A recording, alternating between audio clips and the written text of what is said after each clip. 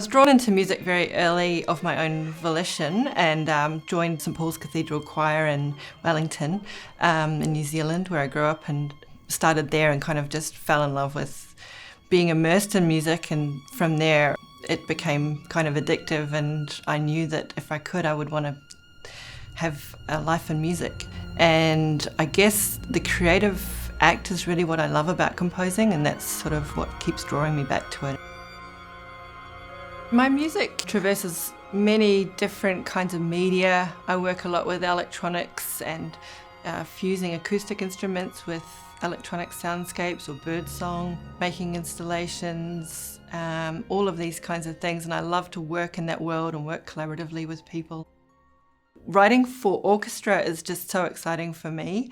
It presents a different kind of challenge, partly because it's got like hundreds of years of wonderful music behind it, and trying to do something really innovative with the orchestra presents, I guess, the biggest challenge for a composer now, is what can you do with it that's saying something special and new and works for a large ensemble. That's the challenge, I think, but one which I have absolutely loved. This piece is really a kind of love letter to the Sydney Opera House. It's obviously an iconic building that most of us know and love very well.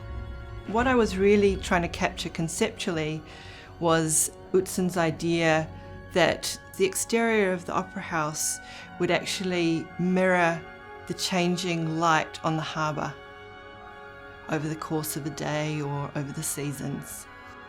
And I thought that was such a poetic image. Over the course of the structure of the piece, we move from a much sort of darker key through to a much brighter key, and you sort of feel this progression hopefully as the piece moves forward. The musical notes themselves, I treated them like the tiles on the surface of the exterior that are sort of rippling across the surface of the exterior, catching the light. What's really terrific about the 50 Fanfares project is the way that they've commissioned equally both women and men, and it's just wonderful to be able to then see the amazing range of work that's being produced by women composers in this country. The 50 Fanfares project represents a phenomenal initiative on the part of Sydney Symphony Orchestra, and I'm just so grateful for having the opportunity to be a part of it.